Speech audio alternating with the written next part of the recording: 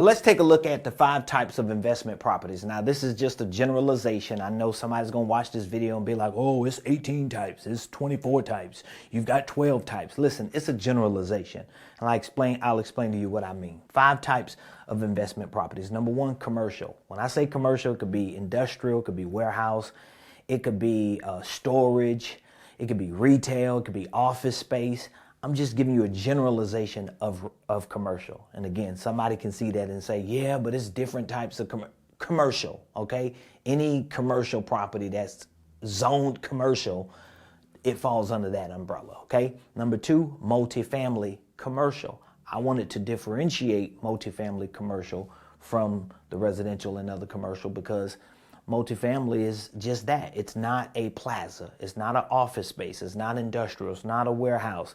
It's not a storage facility. It is a multifamily commercial. Now, multifamily commercial are technically 5 units or more. So if you found a multifamily unit that was 5 units, but again, you better be clear that it's zoned commercial, because that's going to change the numbers, the financials, the analytics, how you do the math and determine your NOI on the multifamily commercial. Because it could be, let's say, for example, it could be 2 duplexes and 1 single family bundled together as a 5 property, like a 5 unit sale.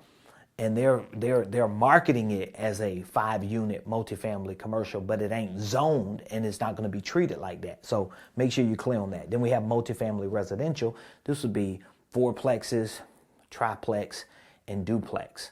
Okay, and then again, you want to make sure you're clear on the legal side of how brokers and real estate agents market this stuff, because they can bundle single families together, or they can bundle, let's say, 2 multifamily residentials, like two different triplexes. So you take, let's say, a triplex 3 unit, and then you take a duplex, and you say, oh, we're selling 5 units, and it's being marketed as if it's 5 units, but it ain't commercial. That's 2 residential properties. But you have commercial, multifamily commercial, multifamily residential, which is 4, 3, and 2, and then you have condos, townhomes. I like to differentiate them from the duplex, triplex, and quadplex because, number 1, condos and townhomes, they're attached.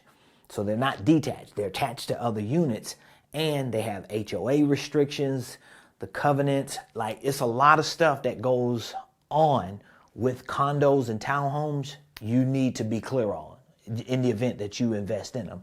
And then we have single family. These are just the 1 unit single family homes that most people are typically investing in. Now, you have to decide which one of these 5 types that you want to get into. Most people I talk to who follow gurus on social media, who go to a free seminar, they're always saying, oh, I got to get me like 100 units. And guess what? You do. That should be your goal.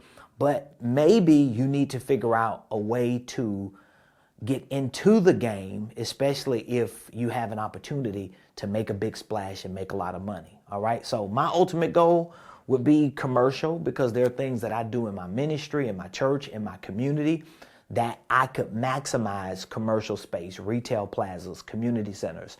I can get a lot out of those types of buildings, as well as multifamily. I mean, that's always a win-win. It's not easy, because you either going to have some syndication, some crowdfunding, and people behind you, but it's doable.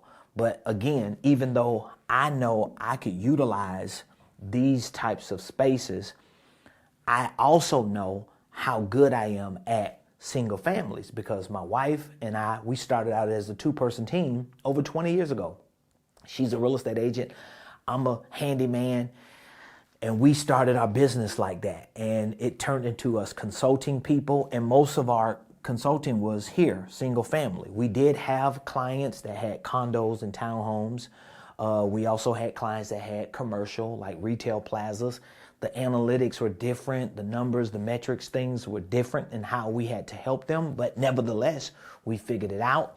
but most of it was right here, single family. So I can purchase and rent or flip. I know my way around a single family home. So guess what? Even though my goal is to hit this point, but I can establish credibility here.